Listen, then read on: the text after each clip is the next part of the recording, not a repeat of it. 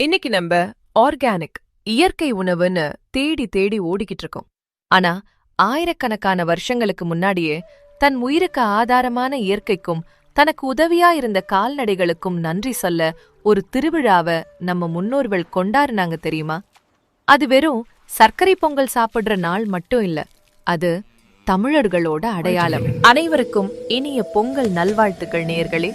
Mister motivational Tamil வழங்கும் mister and Mrs பாட்காஸ்டின் Pongal சிறப்பு எபிசோடிற்கு உங்களை அன்போடு வரவேற்கிறோம். ஆமா கலைவாணி, எபிசோட் 13ல மாவீரன் ராஜேந்திர சோழனை பத்தி பார்த்தோம். அவர் கங்கை வரைக்கும் போய் படையெடுத்தாலும் தன் வேரான தமிழ் மண்ணை எப்பவும் மறந்ததில்ல. அந்த மண்ணையும் விவசாயத்தையும் கொண்டாடுற நாள்தான் இந்த பொங்கல். இன்றைய தலைப்பு பொங்கல் 2026. மண்ணையும் மனிதத்தையும் கொண்டாடுவோம். சஞ்சீவ், பொங்கலை நாம 4 நாளா கொண்டாடுறோம். ஆனா இன்னைக்கு சிட்டி லைஃப்ல போகி அன்னைக்கு டயரை எரிக்கிறதோட முடிஞ்சிருது. நிஜமான போகி என்ன? போகிங்கிறது பழையன கழிதலும் புதியன புகுதலும். வீட்ல இருக்கிற குப்பைய மட்டும் எரிக்கிறது இல்ல, மனசுல இருக்கிற கெட்ட எண்ணங்களையும் பொறாமையையும் எரிச்சிட்டு ஒரு புது மனுஷனா மாறுறதுதான் போகி. அப்புறம் தை முதல் நாள் சூரிய பொங்கல், இயற்கைக்கு நன்றி சொல்றோம். 2ஆம் நாள் மாட்டுப் பொங்கல், நமக்கு உணவளிக்க உதவிய கால்நடைகளை தெய்வமா வணங்குறோம். கடைசி நாள் காணும் பொங்கல், இது உறவுகளுக்குள்ள இருக்கிற இடைவெளியை குறைக்க எல்லாரும் ஒன்னா சேர்ந்து கொண்டாடுற நாள். அந்த காலத்துல காணும் பொங்கல் அன்னைக்குதான் இளவட்ட கல் தூக்குறது, மஞ்சு விரட்டுன்னு பல வீர விளையாட்டுகள் மூலமா உறவுகள் பலப்படும்.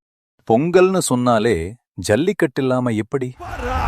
இது வெறும் காட்சி விளையாட்டு இல்லை கலைவாணி, இது நம்ம நாட்டு மாடு இனங்களை பாதுகாக்கிற ஒரு மிகப்பெரிய அறிவியல். ஆமா, ஜல்லிக்கட்டு மூலமாதான் வீரியமான காளைகளை தேர்ந்தெடுத்து நம்ம விவசாய தொழில அடுத்த தலைமுறைக்கு கொண்டு போறோம். இதுல மாடுகளுக்கும் வீரர்களுக்கும் இருக்கிற அந்த பிணைப்பு ஒரு உணர்வுபூர்வமான விஷயம்.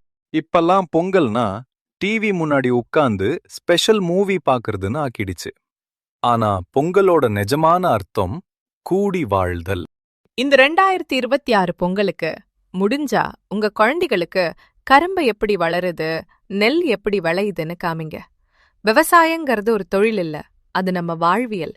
நாம தட்டுல வைக்கிற ஒவ்வொரு பருக்கை சோறுக்கும் பின்னாடி ஒரு விவசாயியோட வருஷக்கணக்கான உழைப்பு இருக்கு. அந்த உழவர்களுக்கு கௌரவம் கொடுக்கிற நாள்தான் இந்த உழவர் திருநாள். விவசாயத்தை மதிப்போம், விவசாயிகளை போற்றுவோம். நண்பர்களே, இந்த 2026 பொங்கல் உங்க எல்லாருடைய வாழ்க்கையிலும் மகிழ்ச்சியையும் ஆரோக்கியத்தையும் கொண்டு வரட்டும். பொங்கலோ பொங்கல். உங்க ஊர்ல பொங்கல் எப்படி சிறப்பா இருக்கும்னு கமெண்ட்ல சொல்லுங்க. இந்த பாட்காஸ்ட் பிடிச்சிருந்தா மிஸ்டர் மோட்டிவேஷனல் தமிழ் சேனலை சப்ஸ்கிரைப் பண்ணுங்க. அடுத்த எபிசோட்ல ஒரு புதிய தலைப்போட உங்களை சந்திக்கிறோம். நன்றி, வணக்கம். நன்றி, வணக்கம்.